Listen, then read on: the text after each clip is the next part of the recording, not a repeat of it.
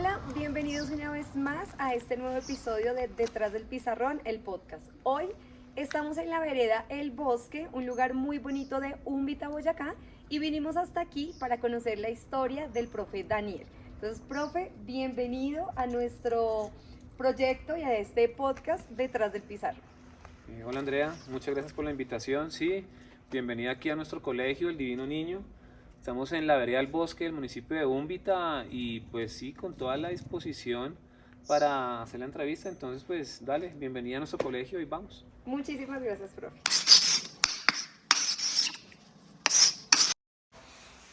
Bueno, profe, para darle inicio a este nuevo episodio, queremos saber quién es el profe Daniel, cuántos años lleva en la docencia, por qué escoger o por qué tomar la decisión de ser profe y en qué momento decide ser profe de colegio rural.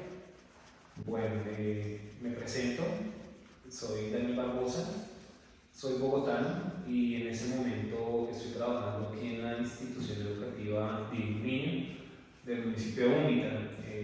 Nuevamente gracias por venir.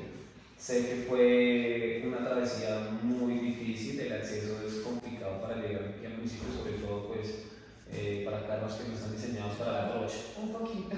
Entonces sí valoro ese esfuerzo y muchas gracias por venir aquí a nuestro colegio. Siempre bienvenido. Muchas gracias. Llevo aquí, bueno, continuando, llevo aquí 10 años como docente precisamente de lengua castellana. Antes había trabajado en Bogotá en colegios de concesión, en colegios pequeños, los que se llaman de garaje, y durante un tiempo también trabajé como provisional en un colegio de Ciudad Bolívar. Entonces ese ha sido más o menos mi trasegar y en ese momento acá contento y muy amañado aquí en mi municipio. Ok, profe, pero bueno, antes de llegar a este lugar que sí es un poco retirado, pero es muy bonito, cuéntanos cómo fue esa experiencia como docente en la ciudad y de pronto como qué diferencias o cómo haces ese paralelo entre los colegios de la ciudad y este colegio. Bueno, sí hay que hacer una aclaración y es que sí las poblaciones son muy distintas. La población del sector rural es diferente en muchos aspectos de la población urbana. Empezando porque, por ejemplo, aquí en nuestro colegio tenemos un promedio de entre 15 y 20 estudiantes por grado. Eso permite que en cierta medida la educación sea un poco más personalizada y no sea tan disperso el ejercicio como tan magistral como en un colegio de la ciudad donde hay por medio 40 estudiantes por salón. Por otro lado, también los factores socioculturales, ¿no? Entonces, digamos que aquí, precisamente porque la población todavía tiene en sus arraigos los valores tradicionales y conservadores, eso todavía lo muestran y se permite ver en los estudiantes, ¿no? Son todavía estudiantes muy atentos, bien dirigidos, respetuosos, que valoran mucho la figura del profesor aún y que siempre están dispuestos y están atentos a las clases que uno quiere desarrollar y que quiere aplicar en el salón de clase. Esa es una gran diferencia.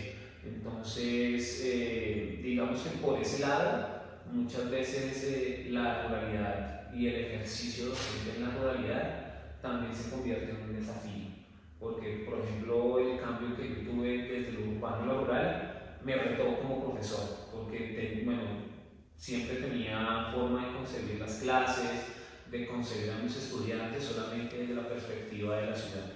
Aquí me cambió completamente el espectro y eso hizo que yo también cambiara las formas en que yo daba clase. Entonces, en ese sentido, sí se ve una gran diferencia entre las poblaciones urbanas y las poblaciones acá del sector rural.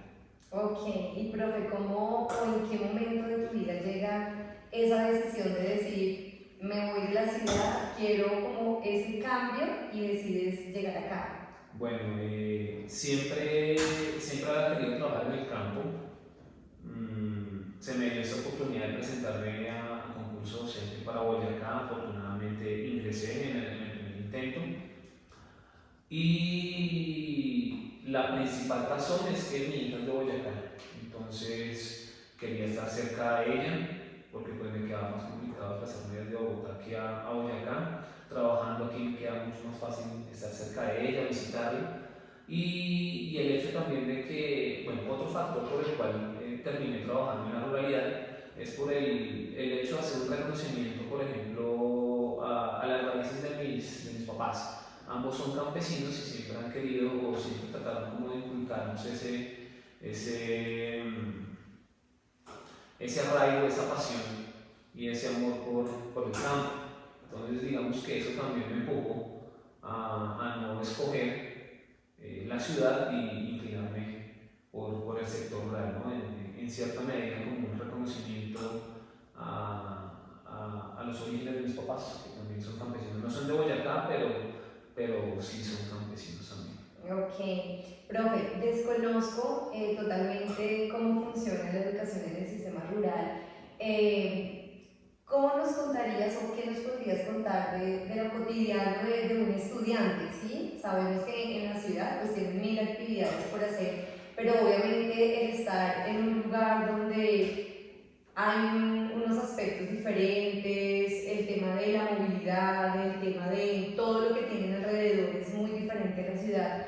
¿Cómo sería esa vida cotidiana de un estudiante? Bueno, aquí el estudiante pertenece a núcleos familiares cuyo principal factor económico es la agricultura. Aquí todos los estudiantes y sus familias son de vocación agricultora. Este es Úmbita es un municipio papero, por tradición. Entonces, digamos que el primer rasgo que tienen los estudiantes aquí del Divino Niño es su vocación papera, su vocación agricultora.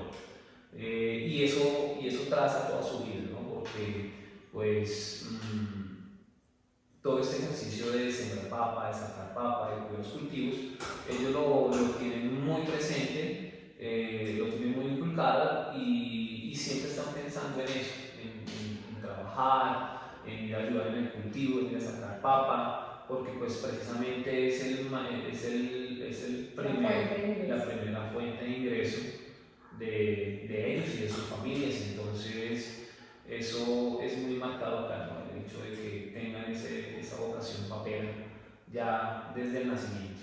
Ok, bueno, profe, encontramos muchas situaciones difíciles en diferentes sectores de la ciudad en cuanto al tema educativo.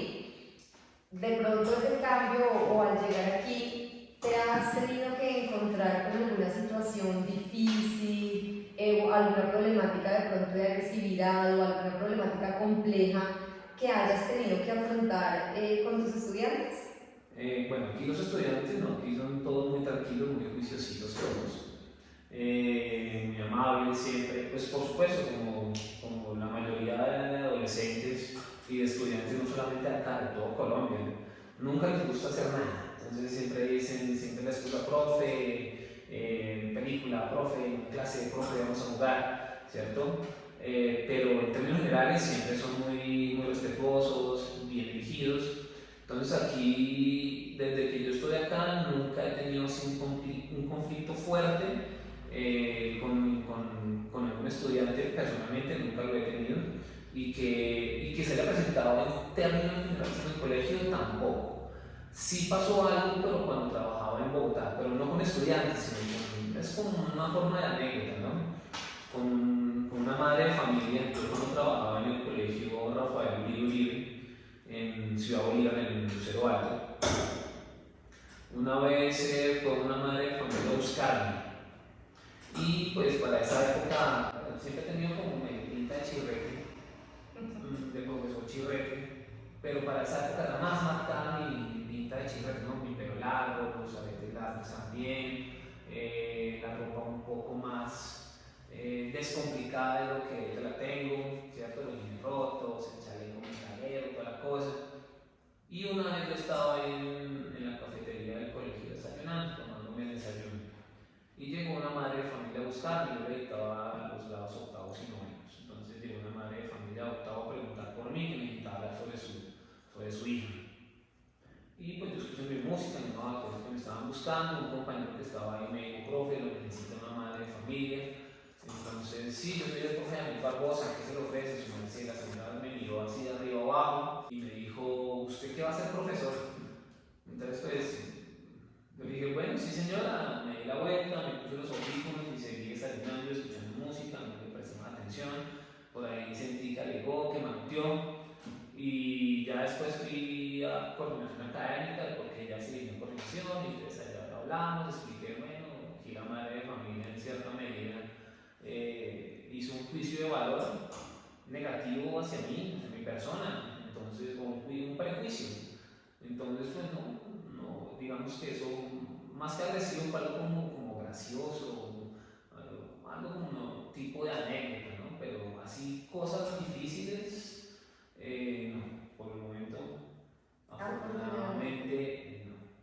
Sí, pues que es como algo muy chistoso porque también cae como en esa parte del error de estar juzgando a las personas por cosas que no tienen nada que ver con temas de su personalidad o de su profesión o del contexto en el que se vive, ¿verdad? Sí, claro, igual es que digamos que las generaciones tanto de estudiantes como de profesores han cambiado muchísimo. Las nuevas generaciones de profesores ya como que, digamos, bueno, yo ahorita, bueno, digamos que no estoy tan viejo, estoy como en un limbo ahí entre la vejez y la adultez, pero digamos que hago parte también de una nueva generación de profesores que llegaron de manera disruptiva a romper con esa figura tradicional del profesor. Y eso genera impacto en la sociedad, porque también la sociedad tiene ese arraigo, tiene esa mentalidad ahí metida en la cabeza, en ese imaginario colectivo de que el profesor es ese señor de los pantalones ajustados, pelo así corto, bien peinado, con el bigotico, su chaleco, su blazer, su camisa formada, ¿cierto? Y con una voz gruesa, potente y tremendamente autoritaria, bueno, que practica el autoritarismo más no la autoridad. Entonces, esta nueva generación de profesores que hemos llegado al sector público a trabajar, estamos rompiendo con ese imaginario que es completamente, Erróneo. errado y de pronto un poco arcaico también. Tienen en la mente como ese profesor Girafales. Exacto, algo así, y pues así mismo también venimos, suena un poco romántico, pero sí salimos del colegio con esos ideales de cambiar el mundo y todavía nos aferramos a eso, más allá de que el sistema educativo y sus políticas aquí en Colombia son tremendamente desubicadas y desorientadas y se fijan bueno, quienes plantean esas políticas ni siquiera de pronto tienen algún tipo de formación o no hacen el ejercicio de trabajar de verdad en campo, ¿no? en donde estamos todos nosotros trabajando como profesores. Entonces, más allá de esas dificultades, sí llegamos también como con nuevas formas de conseguir la misma clase. Y no solamente la imagen, sino también la forma en que estamos en la clase, en que la planeamos, en que la conseguimos, en que tratamos al estudiante, en que conseguimos la armonía en el salón. Ok, bueno, profe, a diario los docentes estamos expuestos a muchas situaciones, a muchas cosas, y con ello vienen como muchos retos, ¿cierto? Todos los estudiantes cada año son diferentes, cada generación es muy cambiante, y en este momento, ¿cuáles serían esos retos para un docente en una escuela rural? Bueno, digamos que personalmente en nuestra institución tuvimos durante mucho tiempo una dificultad y es que no teníamos instalaciones. Donde en ese momento nos encontramos son instalaciones que nos llevan un año, que ya eran las entregadas. Pero antes de que estuviésemos aquí ya instalados nosotros, trabajamos mucho tiempo en carpas, en salones improvisados, no teníamos mobiliario suficiente. Tampoco estaba habilitada la cancha ya donde se hace educación física porque pues estaban montadas ahí las carpas para improvisar o reemplazar los salones de clase. Entonces digamos que ese para empezar es uno de los desafíos que presenta la educación rural, y es el hecho de que muchas veces se proyecta hacer una reforma a la planta física y se convierte en un banquete politiquero, o se convierte esto en un por la lucha de la comunidad aquí de la región y de la comunidad del colegio, esto no hubiese salido adelante. Entonces, ese es uno de los primeros desafíos, que digamos que ese ejercicio demagogo y burocrático de la política no permee la educación, sobre todo la educación rural. Lo segundo, siempre se habla, por ejemplo, de conectividad. Sí, ese es uno de los principales problemas. Ya que ahora, pues, así mismo como han llegado nuevas generaciones de estudiantes, nuevas generaciones de profesores, también vienen nuevas herramientas para poder nosotros aplicar en clase. Una de ellas precisamente es la conectividad, el acceso a nuevas tecnologías, el acceso y el uso responsable de las inteligencias artificiales. Entonces ese también es otro desafío. Y por supuesto hay otro, y es el hecho de que muchas veces los estudiantes en el sector rural le dan más prioridad al trabajo que al estudio. Y pues por eso yo no quiero decir que sea malo que no estudien, pero entonces digamos que el hecho al menos de tener el cartón de bachiller puede que les abra mucho más su espectro laboral que si solamente se dedican a la agricultura. Entonces, de hecho, pues, pueden de pronto especializarse después desde un técnico, desde una profesional a la agricultura, porque también hay carreras técnicas y hay carreras profesionales que están enfocadas en la agricultura. De pronto, desde esa perspectiva se podría también transformar ese desafío en una oportunidad. Pero entonces ese sí es otro desafío, el hecho de hacer entender al estudiante que más allá de que muchas veces llegan obligados, no solamente acá, yo creo que pasa en muchos lugares, en muchos otros colegios públicos, más allá de que lleguen aquí obligados al colegio a estudiar, esto a futuro se les va a convertir en algún tipo de oportunidad, o al menos en una opción distinta a lo que pueden llegar a estar destinados a hacer, ¿cierto? Entonces yo, aquí sí, van a ser agricultores, perfecto. Entonces fórmense y capacítense en el ejercicio de la agricultura para que también se puedan identificar y puedan mejorar y tener mejores prácticas agrícolas. Eso también va a ser un beneficio para ellos a futuro. Y más hoy en día, ¿no? Por ejemplo, con esto de la reforma agraria que busca tecnificar y mejorar la calidad en la agricultura. Entonces,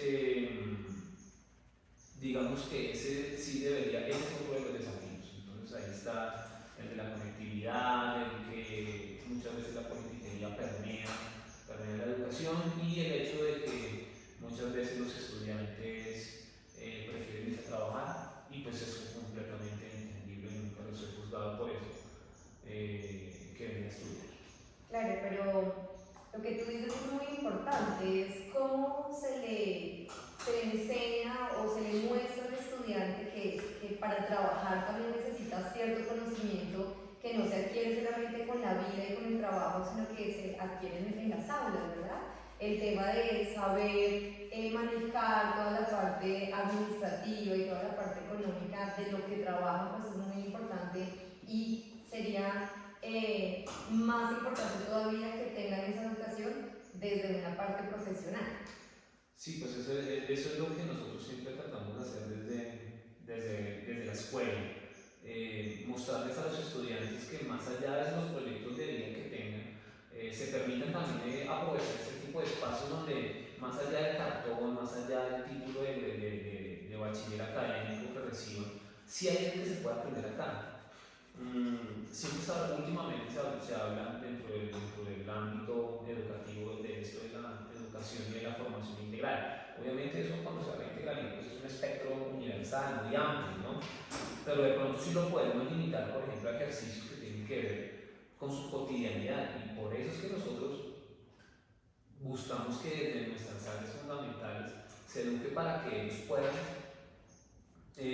aportar algo a su sociedad desde su formación y que la puedan transformar. Y eso en eso la escuela también tiene un papel relevante, tiene un papel importante, más allá de que su trabajo sea el de enseñar contenidos, el de trabajar determinados conceptos. También está el ejercicio de que hay una responsabilidad civil desde la escuela, y es enseñarle al ser humano a aportar, a trabajar para darle progreso a su sociedad y que la pueda transformar para bien. Y eso en cierta medida también se puede hacer desde la escuela, entonces fomentando el pensamiento crítico, fomentando entonces el sentido civil y todos estos valores que aportan precisamente a una construcción de mejor sociedad. Claro que sí. Bueno, profe, hablamos ahorita del tema laboral a los que de pronto se enfrentan los estudiantes o que ellos mismos generan. ¿Se habla de deserción en la escuela rural? Sí, claro, la deserción es un fenómeno que se presenta en todo tipo de escuelas, sea de la ciudad, sea del campo. Y siempre es por distintos factores, ¿no? Si por ejemplo en la ciudad es por, bueno, sí, también puede ser por necesidad económica o puede ser porque de pronto el joven, el adolescente de pronto se dejó impulsar el oído y se fue bueno, empezó a ser parte de una banda y cualquier otra cosa en la ciudad. Pero digamos aquí en el campo, principalmente la causa de deserción es precisamente el trabajo, porque muchas veces la economía familiar recae sobre los mismos estudiantes. Entonces, si el estudiante no aporta de manera económica a la casa, puede que esa economía también colapse. Entonces, muchas veces los estudiantes, hay estudiantes acá digamos que en el sector rural que asumen esa carga y asumen esa responsabilidad económica en la familia siendo tan jóvenes. Entonces, eso también puede ser una causa de deserción. Y creo aquí en ese sector que es la de mayor impacto, el hecho de que pues, deben tener la responsabilidad de aportar algo a su núcleo familiar desde lo económico. Entonces, muchas veces se van a trabajar y pues bueno, eso en cierta medida, pues sí, como lo dije antes, no lo juzgo, igual todos tenemos responsabilidades y bueno, si eso es la decisión que toman, pues bueno, deben entonces enfocarse en que la decisión que tomen haya sido buena. La adecuada. La adecuada. Bueno, profe, en este momento los estudiantes tienen muchos altibajos emocionales y en la parte de la ciudad lo vemos casi que a diario por diferentes situaciones a las que se ven enfrentados, por situaciones con su familia, con sus amigos, con sus parejas, situaciones externas al colegio. ¿Cómo se evidencia o cómo se pueden manifestar esas actividades o esas dificultades que se pueden presentar en los estudiantes desde la parte emocional y de pronto aquí en la parte rural, donde de pronto el ambiente no está como esa parte caótica de la ciudad y que de pronto es todo un poco más tranquilo, pero cómo se puede evidenciar esas dificultades desde lo emocional en los estudiantes? Bueno, pues digamos que bajo esa dinámica, muchas veces uno aquí, digamos que por lo que son tan poquitos estudiantes, uno tiene la posibilidad de conocerlos mejor, ¿cierto? De saber cómo es su forma de actuar, su forma de dirigirse a los compañeros, la forma en que se dirige a uno. Y uno ya tiene en ese sentido un perfil o tiene una imagen, una concepción de lo que es cada estudiante. Precisamente porque no son tan pocos, en cierta medida el ambiente escolar se vuelve un poco más fraternal, más familiar, porque los conocemos mucho más personalmente a los estudiantes. Entonces, cualquier cambio de actitud uno ya lo identifica, que llegue triste o que llegue cabizbajo o que llegue de pronto pensativo, que llegue reflexivo o que no participe de la misma forma como lo hace constantemente, como lo hace normalmente, o que no venga. Entonces uno ya detecta inmediatamente ese tipo de situaciones y emite la alerta. Igual, digamos que ese es más un ejercicio que hacemos nosotros desde lo humano, siendo profesores, porque esto sí, bueno, hago aquí hago el paréntesis.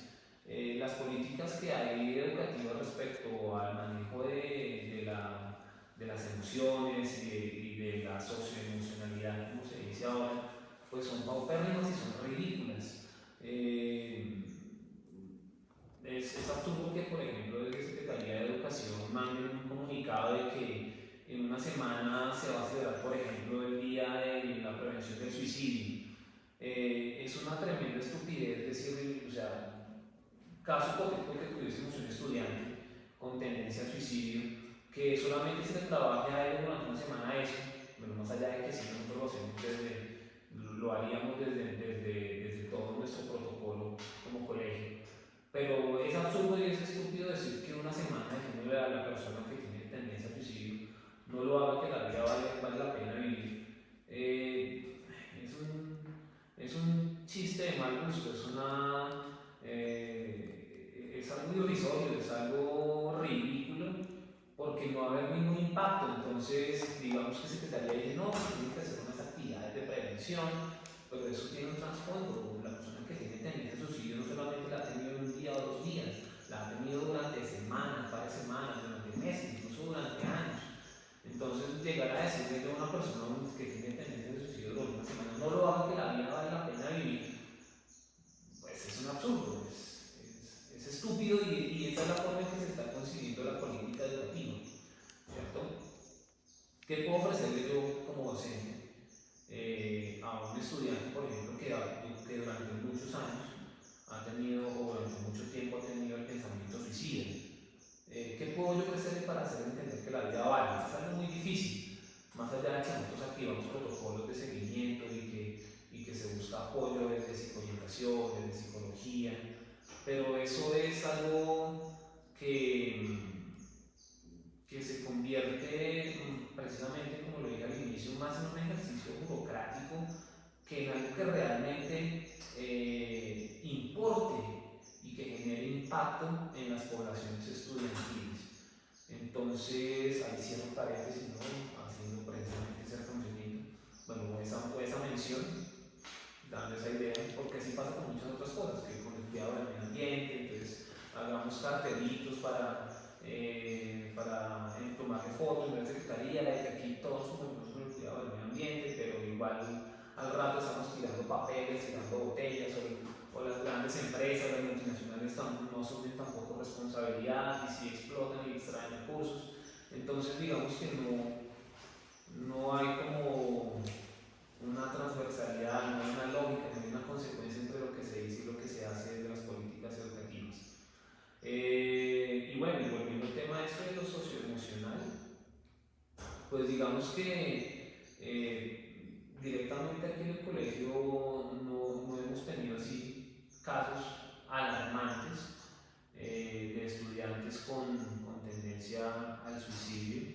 Hace un tiempo sí tuvimos un estudiante, se le activó el protocolo precisamente, pero digamos que su conducta, su tendencia al suicidio, pues también tenía un trasfondo, ¿no? Y eso también es un problema de la sociedad, y es el hecho de las familias disfuncionales.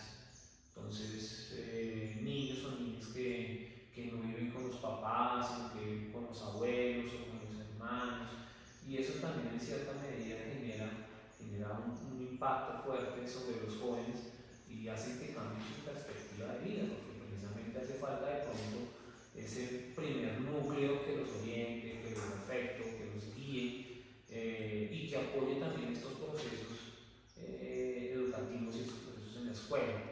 Entonces, digamos que en ese sentido sí, de fenómenos, y por supuesto, pues nosotros como profesores, desde nuestra vocación, siempre hacer lo que mejor se pueda para poder apoyar y tratar de cambiar la perspectiva de los estudiantes sobre la vida, sobre la familia y sobre su entorno, ¿no? Entonces, siempre es un trabajo duro. El hecho de trabajar con seres humanos ya es un desafío muy grande. Y tienes toda la razón cuando planteas o hablas el tema de que todo finalmente se queda en una cartelera, que a la semana hay cambio de tema, hay cambio de proyecto, hay cambio de actividad, y pues resulta esto en la caneca de la basura. Entonces, realmente pues uno dice si se genera o no se genera como ese trabajo que se debe realizar con los estudiantes, que todo lo dejan a los profesores, ¿sí? Como que trabaje las emociones, trabaje la parte social, trabaje la parte académica, trabaje la parte familiar, porque siento que ha sido algo que también nos lo han dejado a la escuela. ¿Sí? El tema familiar que se debe pues, trabajar desde casa, ahora también hace parte del colegio.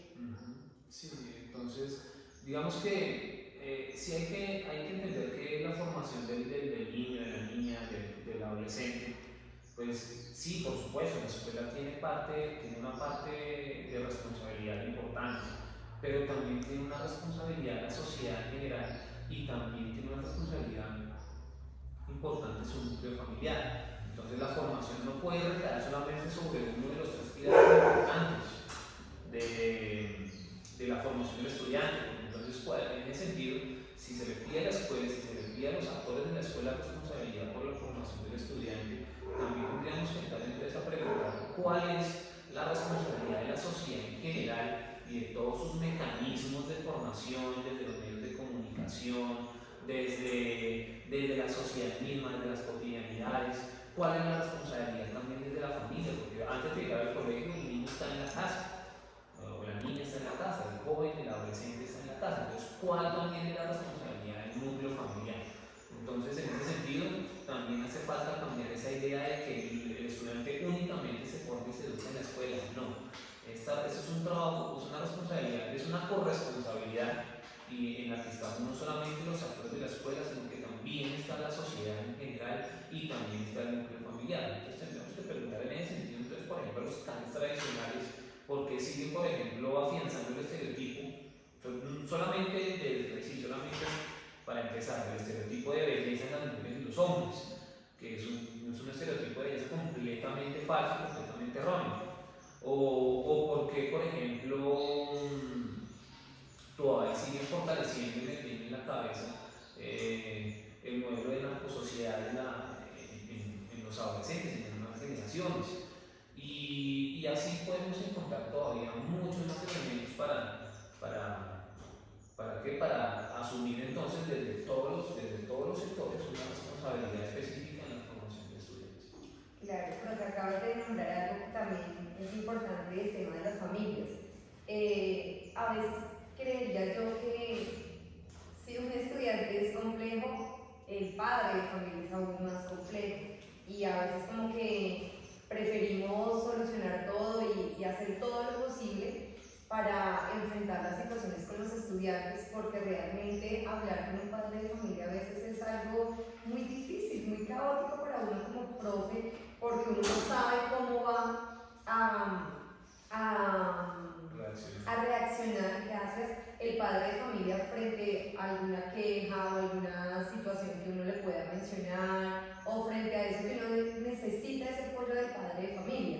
¿Cómo se evidencia ese apoyo o cómo ha sido la relación que se tiene desde la parte rural con los padres de familia, quienes también están como muy arraigados con el tema de su trabajo? No sé si también se ve aquí que como que mandan al estudiante a la escuela, como es un lugar que los cuidan mientras yo trabajo. ¿Pasa eso aquí o cómo se ve eso? Sí, pues eso en términos generales sí suele pasar, no solamente acá, yo creo que pasa en muchos lugares donde los papás piensan que el colegio es la guardería de los niños y de las niñas y de los hijos y de las hijas. Entonces, en el caso específico aquí en nuestro colegio, no, aquí hay un poquito más como de familiaridad con los padres de familia, precisamente como bueno, hay pocos estudiantes aquí en nuestro colegio, hay el número de estudiantes por salones de 15, de 20, 25. Entonces, así mismo como también hay mucha más cercanía con los estudiantes y uno los puede llegar a conocer mucho más, así mismo pasa con los padres de familia, entonces uno ya los reconoce, porque pues digamos que las familias no tienen solamente un hijo, tienen 2 o 3 hijos en distintos grados, entonces eso genera también un poco más de sentido de pertenencia y de arraigo por la institución. Entonces, sobre ese tema y sobre lo que me preguntas, digamos que en términos generales los padres de familia siempre están muy dispuestos, por supuesto. Sí hay veces, qué sé yo, que se puedan sorprender por alguna actitud del estudiante aquí, porque pues también hay que saber que si un padre de familia ciertamente quiere conocer cómo es su hijo, pues venga y lo ve interactuando aquí en el colegio con sus demás compañeros y compañeras. Entonces, porque ahí es donde él va a mostrarse realmente cómo es y qué es lo que de pronto ha asumido y ha asimilado como su ser y como su ser frente a los demás. Y entonces así mismo pues los va a tratar. Entonces, en términos generales, aquí nuestra comunidad del Divino Niño es muy arraigada, muy cercana al colegio. Y por supuesto, sí, hay veces que tienen sus compromisos laborales, por supuesto, este ejercicio de la agricultura es muy fuerte y eso también se lo reconozco a los chicos. Aquí los chicos son muy fuertes para trabajar, son muy camelladores en cuanto hay que trabajar. Esos chicos son unas mulas para trabajar. Entonces, eso también se les reconoce, ¿no? Y eso es algo que se les ha inculcado por tradición aquí. Desde muy chiquitos ellos ya saben sembrar, ya saben arreglar la tierra, ya saben estar pendiente del cultivo, saben sacarla y son unas máquinas para trabajar también. En lo que saben, son unas máquinas y son unos tesos. Entonces, volviendo nuevamente al tema, no, los padres de familia siempre han sido muy amables, muy atentos y muy prestos a colaborar con las actividades del colegio. Y por supuesto, también están muy prestos a apoyar ese proceso de formación de sus hijos y de sus hijas. En términos generales, no, aquí la comunidad del niño es muy bacana. Sí, nos dimos cuenta a la llegada, ¿verdad? Porque ya llevas muchos años aquí Sí. y prácticamente que todo el mundo te conoce. Sí, sí, eso sí, ya me falta lanzarme de concejal, entonces Ya tienes la fanática. Sí. Sí, eso es algo muy positivo, algo que nos llena a uno de satisfacción. Tener no el reconocimiento por fama o por cosas mínimas, sino realmente por eso que estás sembrando en tus estudiantes, por lo que estás sembrando en la comunidad. Y es como que ese reconocimiento de hola profe, o chao profe, o cómo está profe, en una sociedad a la que perteneces ya hace 10 años. Ajá, sí, pues digamos que desde mi ejercicio como profesor yo siempre he querido dar lo mejor de mí para todos mis estudiantes, desde que llegué y desde que empecé con este ejercicio de la docencia, porque también soy formado como docente. Entonces, siempre quise ayudar al menos en la transformación de la sociedad en términos generales y aportar desde mi perspectiva a la construcción de algo mejor. Y eso es lo que hago acá en el salón de clase día a día. Puede que, claro, como todo ser humano, pues en ocasiones hay veces que uno se siente frustrado o que se siente mal o que de pronto se sorprende por las dinámicas que se presentan en el salón de clase y con las poblaciones, pero uno sigue acá trabajando con convicción desde la formación que tuve como docente y desde mi trabajo como docente. Este es un trabajo que sí demanda esfuerzo, demanda calidad de tiempo, demanda calidad de compromiso y por supuesto entender que este es un espacio, que el salón de clase, la escuela como tal, es un espacio donde principalmente se viene a construir sociedad. Entonces no se viene solamente a transmitir unos conocimientos como a lo mejor también se concebía muchos años atrás la escuela, sino que también se viene a construir sociedad.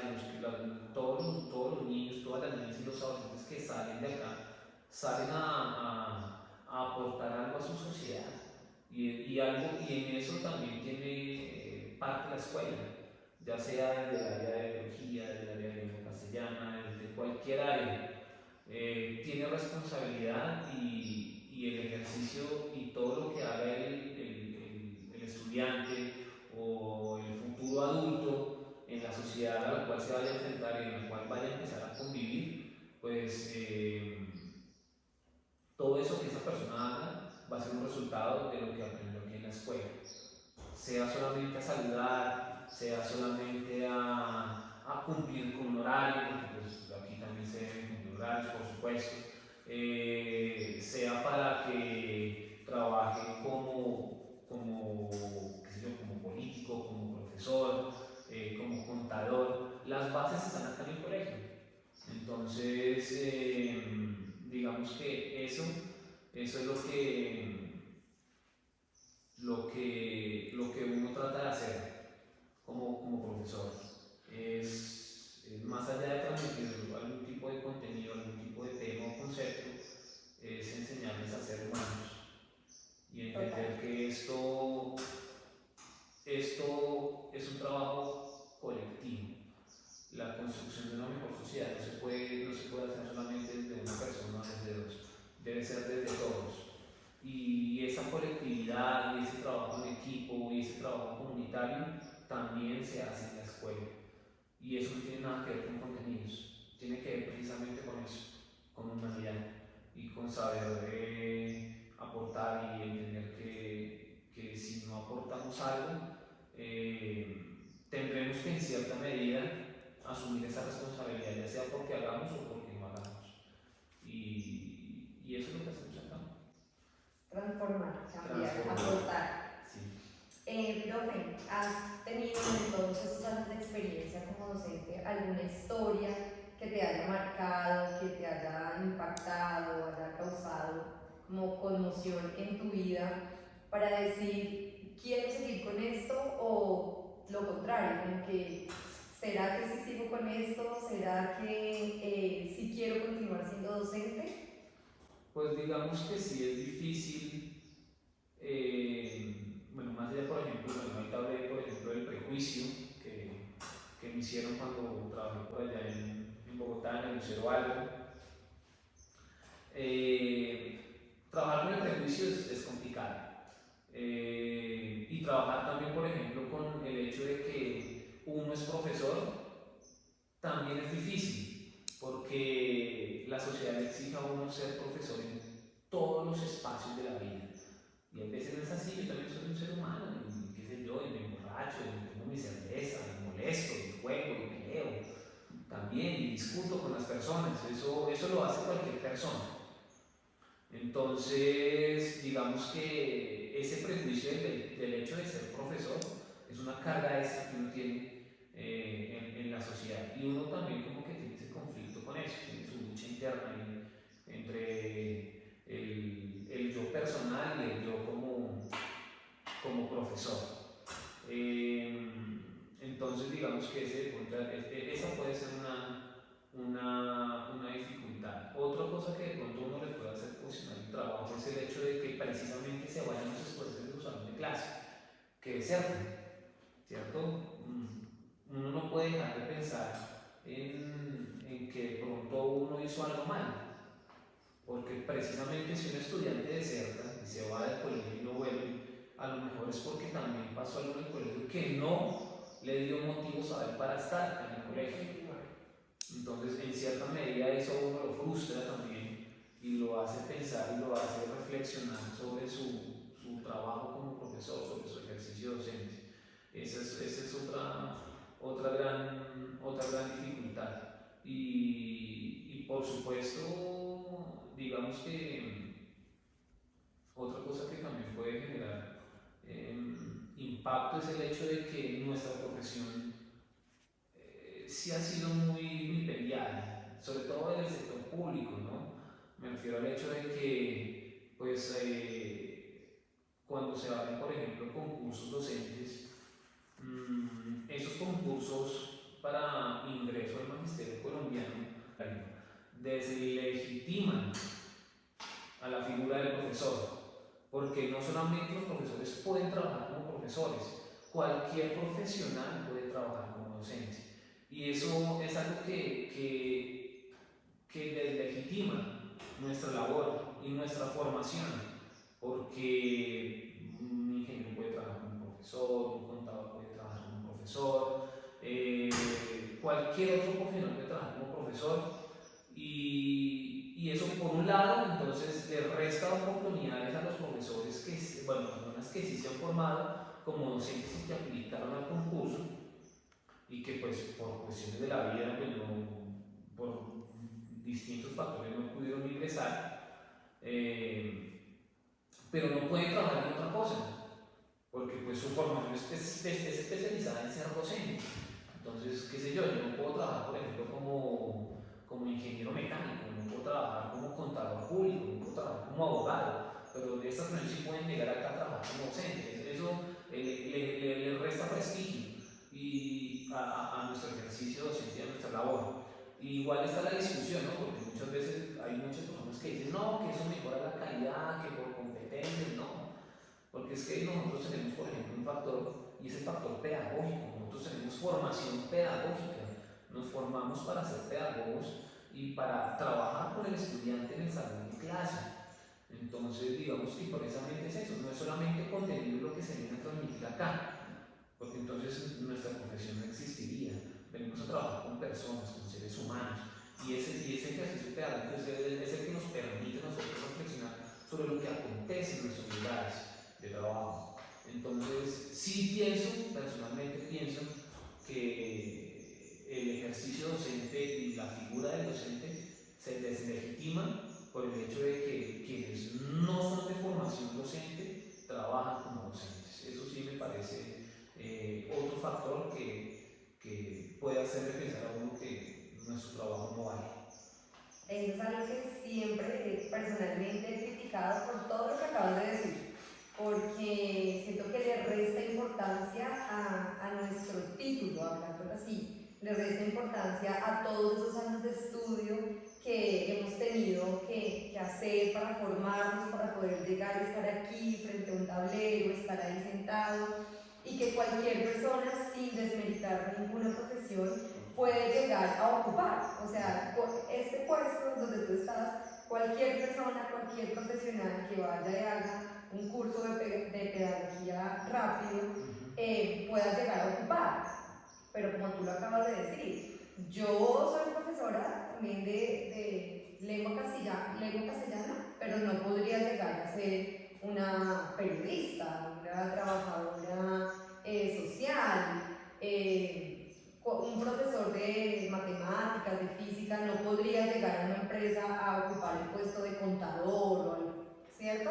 Entonces sí es algo muy triste porque siento que cada día como que desmeritan esa importancia que tiene el ser profesor. Entonces como que lo voy a hablar así como muy escuetamente, es como el descampadero, ¿verdad? Entonces como que no encontré como contador, no encontré como abogado, no encontré como X o Y trabajo, entonces metamos a profe, a ver si me sale algo más adelante en lo que yo estudié. Y entran en zona de confort, entonces ya están acá nombrados y ya listo, no hacen más.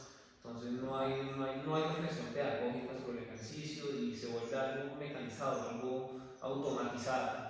Y bueno, eso también es algo difícil, ¿no? Que uno lo mira también en otros espacios y genera decepción, genera frustración, genera tristeza. Total. Bueno, profe, saliéndonos ya un poquito de todo este tema que hemos mencionado, ¿en qué momento el profe Daniel decide tomar un celular, grabar un video, un contenido y empezar a trabajar, o bueno, no a trabajar, pero sí a publicarlo en las redes sociales?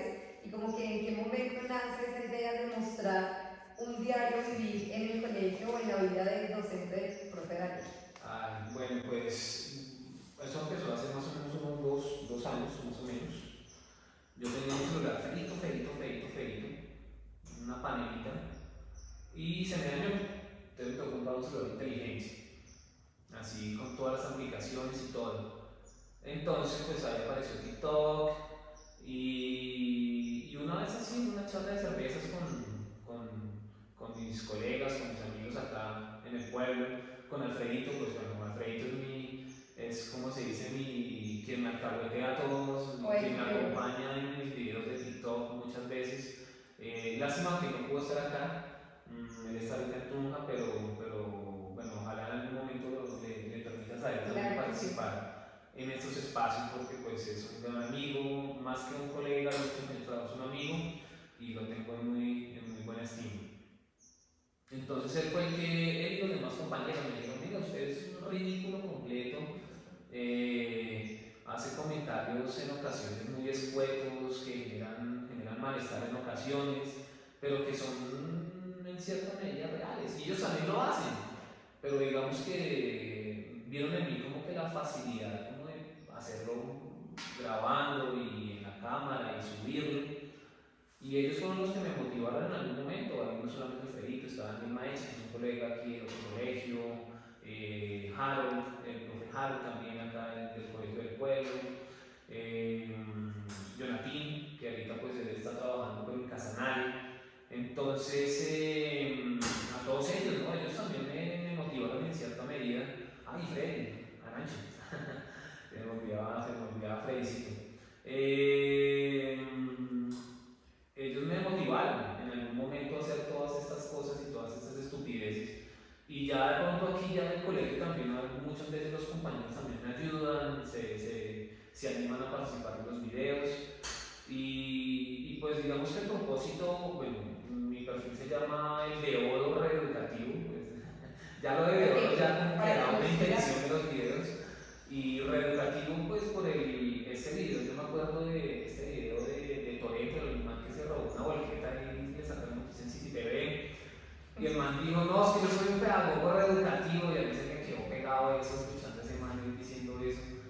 Entonces dije, no, pues coloquémosle el beodo, pues a mí me gusta la cervecita, yo nunca lo he negado, soy bien pocholero. Entonces le colocamos el beodo reeducativo, entonces el beodo porque nos gusta tomar cerveza, no solamente a mí, yo sé que el magisterio es uno de los gremios que más consumen cerveza. Que le aportan bastantes ingresos Sí, a ahorrar. sí, le dan platica ya las cerveceras en forma.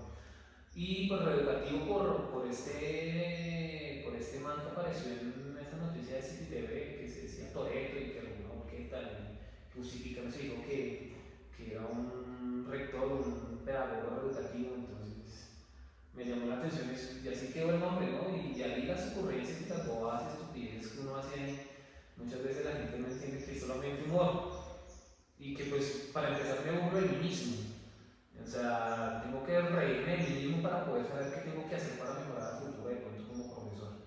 Entonces, lo primero que yo hago en los videos siempre es eso, para empezar a burlarme de mí mismo. Y en segundo, sí, me burlo también del ejercicio de los colegas, por supuesto. Lo hago de la forma más escueta y de la forma en ocasiones agresiva, que lo hago en algunos videos, pero sí, eso es. Entonces, ahí voy. Por eso tomé la decisión de abrir esa cuenta de TikTok. Bueno, profe, y ya acercándonos a esta parte digital, ¿cuál sería ese reto que sientes que estás enfrentado cada vez que haces un contenido o cada vez que se te viene una idea a la cabeza de mostremos esto? ¿Cuáles son como esos retos que sientes como docente para poder crear este tipo de contenido? Bueno, digamos que el primer reto es que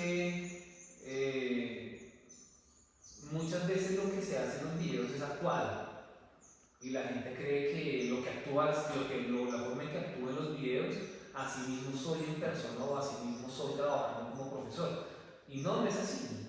Entonces yo creo que ese es uno de los, porque como precisamente lo que busco es burlarme de todo el acontecer diario, de todas las cotidianidades de la escuela. Muchas veces se actúa, pero eso no quiere decir que la forma en que yo me presento en los videos sea la forma en que yo trabajo o sea la forma en que yo soy como persona. Entonces ese es uno de los primeros retos, ¿no? Hacer que la gente muchas veces entienda que lo que hago ahí solamente es humor, y es un humor visceral, es un humor ácido, es un humor pendejo, pero a veces la gente no entiende eso y se toma todo lo que uno dice y hace en los videos en serio. Yo supongo que uno hace las aclaraciones. Es solo humor, por favor, no se lo tomen a pecho, pero igual la gente a veces se ofende por unas bobadas y no tienen como esa capacidad de discernir y decir, no, esto es algo ficticio y esto es algo real. Ese es uno de los primeros retos. De ahí para allá no sé, no sé qué vaya a pasar con esa cuenta. De pronto me la censuren o de pronto me aburran, o no sé.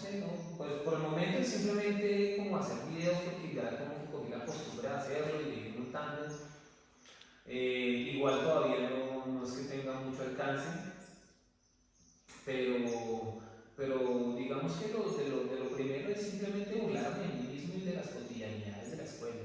Eso es como lo principal. Y que sepan diferenciar qué es ficción y qué es realidad.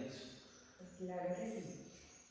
Profe, ¿cuál sería esa huella que deseas dejar en tus estudiantes? Uf, ¿Cómo quisiera que recordaran al profe Daniel cuando un estudiante de grado 11 se gradúe y vaya a enfrentar el mundo, a enfrentar la vida? ¿Cuál sería esa huella o ese aprendizaje que quisieras que se llevaran tus estudiantes? Bueno, principalmente bueno, la vida, bueno, ya cuando salgan de acá al mundo real, no va a haber tanta facilidad, tanta cordialidad, tanta amabilidad como a lo mejor encuentran en el colegio, en la escuela.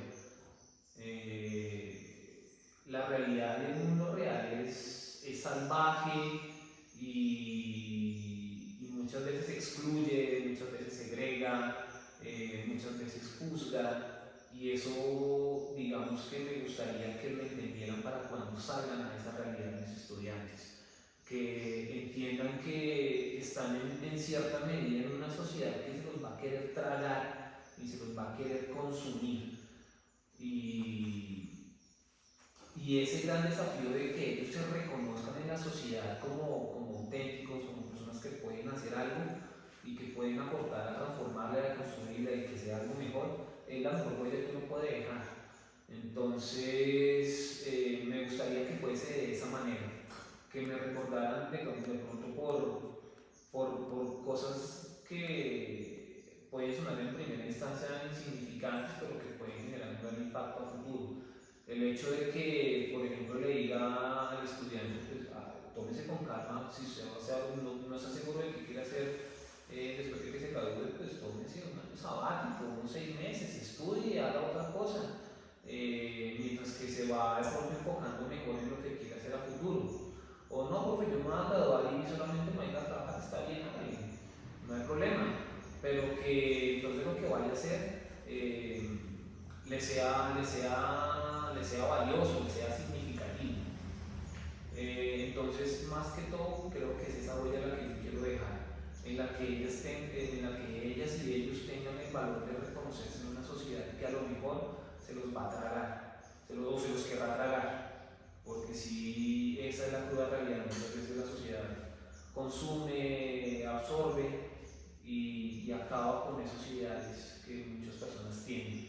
Entonces, que esa sea la huella, que nunca olviden lo que quieren ser y que nunca olviden lo que dijeron que querían ser en la escuela, sea lo que fuera, sea conductor, sea agricultor, sea profesor, sea abogado, sea cocinero, sea ama de casa, lo que sea, pero que entonces no se olviden de lo que decían que querían ser en el colegio. Eso de pronto esa es la huella que yo quiero dejar, que a partir de eso, de que recuerden cómo eran de niños, que lo sean también de grandes. Eso de pronto les va a ayudar a entender, a asimilar mejor el mundo en el que están ellos metidos. Bueno, profe, y ya para finalizar, ¿cuál sería ese mensaje que tú le dejas a esos profes que están empezando apenas su carrera en este mundo tan arduo pero tan significativo como es la docencia? Bueno, es un trabajo difícil, es un trabajo duro, eso no se niega, pero es un trabajo que también demanda mucha pasión. Quien realmente es docente trabaja con amor y trabaja con pasión. No trabaja por comodidad, no trabaja por conveniencia, no. El verdadero profesor trabaja porque siempre quiso aportar algo desde el ejercicio de la enseñanza. Entonces, que más allá de lo difícil que se pueda presentar el trabajo, si de verdad está en su ser la vocación de ser profesor, que la cultive, que la trabaje, que la fomente, que la construya. Sí hay momentos en que uno se frustra y piensa que esto no vale la pena, pero hay que aprender a sobrellevar ese tipo de cargas y entender que el ejercicio como profesor es algo constante y que por el solo hecho de trabajar con personas tenemos una responsabilidad social y precisamente es esa de transformar y hacer el mundo mejor para las personas que conviven con nosotros. Entonces, sean apasionados por su trabajo, ámenlo. Esto es algo esto es un privilegio, el ser profesor es un privilegio, independientemente de decir, los factores que rodeen la labor docente, pero es un honor y es un privilegio ser profesor. Entonces, si usted quiere aportar algo a la construcción de un mejor mundo, de un mejor futuro para las futuras generaciones, trabaje como profesor con pasión y con amor. Esto puede que sea en ocasiones un trabajo desagradecido, pero vale la pena hacerlo, vale la pena hacer ese sacrificio y con toda, meten en la ficha y cuando me vean por ahí me hacen una polla, hablamos de lo que quieran. Eso es. Bueno, profe, muchísimas gracias. Gracias por recibirnos aquí, en este espacio, en tu espacio. Gracias por este tiempo, por tus enseñanzas, por tus palabras. Y de verdad que muy agradecidos por podernos permitir conocer un poco más del profe Gary. No, muchas gracias a ustedes por la invitación a participar de tu podcast. Sé que fue difícil llegar hasta acá. Igualmente, bienvenida aquí a nuestro colegio, al Divino Niño. Cuando quieran venir, con todo el gusto lo podemos hacer. Vuelvo a hacer nuevamente un ejercicio de estos. Invitar a mi amigo Alfredito, que pues infortunadamente no está. Y no, y gracias por venir. Aquí siempre en el colegio las puertas van a estar abiertas para ti y para los compañeros que están acompañándonos en este proyecto tan bonito. Bueno, profe, muchas gracias. Muchas gracias a todos ustedes por estar aquí con nosotros y escuchar una historia más en Detrás del Pizarrón, el podcast.